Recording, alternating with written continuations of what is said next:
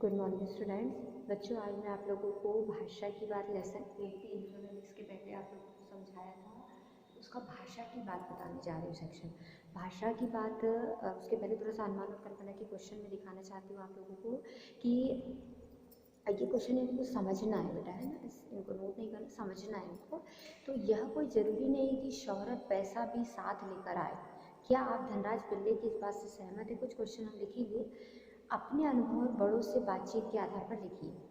मतलब उनका कहना था कि ज़रूरी नहीं होता कि कोई व्यक्ति यदि फेमस हो जाता है तो उसके पास धन दौलत आ जाए, क्योंकि आपने पढ़ा होगा, पढ़ा है मैंने इसमें पढ़ा है आपको कि धनराज पिल्ले मेट्रो में सफ़र करते थे जबकि वह इतने फेमस थे, उसके बाद भी वह ऐसी स्थिति में थे उनके पास। तो ज़रूरी नहीं होता है कि जिसके पास शोहरत आ जाए उसके पास पैसा आ जाए, ठीक है। तो कुछ लोग शोहरत को पसंद करते हैं, कुछ लोग पैसे को, लेकिन बात ये होती है कि पैसा भी आज उतना ही ज़रूरी है। तो शोहरत के साथ साथ पैसा होना भी आवश्यक है। दूसरा है, अपनी गलतियों के लिए माफ़ी मांगना आसान होता है या मुश्किल? भाई आसान तो आसान और मुश्किल वाली बात नहीं है। बात ये होता है कि उस परिस्थिति को, कि किस परिस्थिति में आप ने गलती की है, तो उस परिस्थिति को देखते हुए आप माफ़ी मांगना आसान होगा आपके लिए कि मुश्किल होगा, ये उस परिस्थिति पर निर्भर करता है। क्या आप और आपके आसपास के लोग अपनी गलतियों के लिए माफ़ी मांग लेते हैं? ये भी परिस्थिति पर डिपेंड करता है। परिस्थिति यदि ज़्यादा खराब है तो लोग आसानी से माफ़ी नहीं मांगते, माफ़ी नहीं देते, है ना। माफ़ी मांगना मुश्किल होता है या माफ़ करना? आप माफ़ी मांग लेते हो या माफ़ करना? कभी कभी माफ़ करना भी आसान नहीं होता और कभी कभी माफ़ी मांगना भी आसान नहीं होता। भाई परिस्थिति ऐसी होती है कि उसको, किसी को माफ़ कर पाना बहुत मुश्किल होता है, तो हम उसको आसानी से माफ़ नहीं कर पाते, है ना। जब माफ़ी, और कई किसी जगह पर हम आसानी से माफ़ी भी नहीं मांग पाते। माफ़ तो करना ठीक है, लेकिन हम माफ़ी भी नहीं मांग पाते। तो ये परिस्थिति पर निर्भर करता है। तीनों बातें जो है वो परिस्थिति पर डिपेंड करती हैं। अब आता है भाषा की बात में। तो भाषा की बात में यहाँ पर कुछ शब्द ऐसे दिए जैसे प्रेरणा, प्रेरक और प्रेरित, तीनों एक जैसे शब्द है।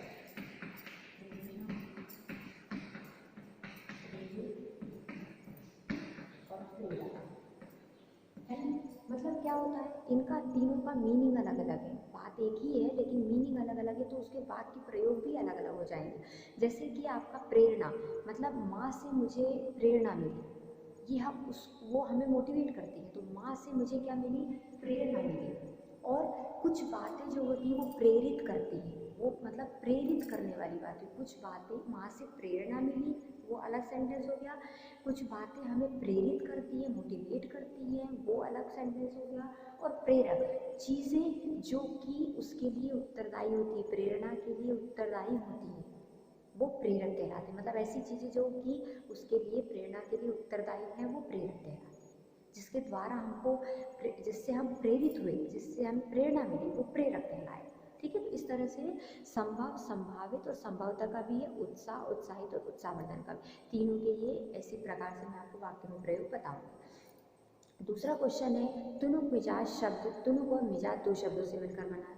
तुनक का मतलब होता है क्षणिक, और मिजाज का मतलब तो आपका मतलब स्वभाव हो गया।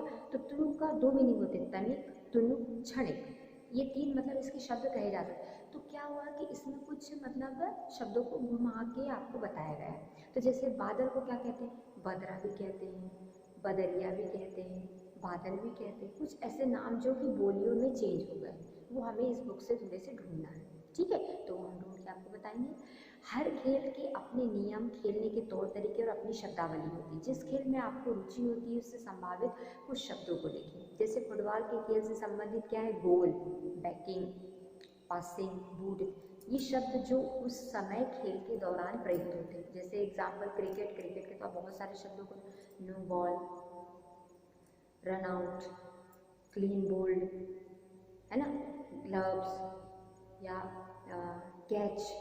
तो ये शब्द उनकी शब्दावली कहलाते हैं जो उन खेलों से रिलेटेड होते हैं। तो हम कोई सा भी खेल लेके उसकी शब्दावली को यूज़ कर सकते हैं, उसको हम लिख सकते हैं शब्दों को, ठीक है। तो ये आपका बुक वर्क हो गया। तो ये इस लेसन का आपका बुक वर्क था।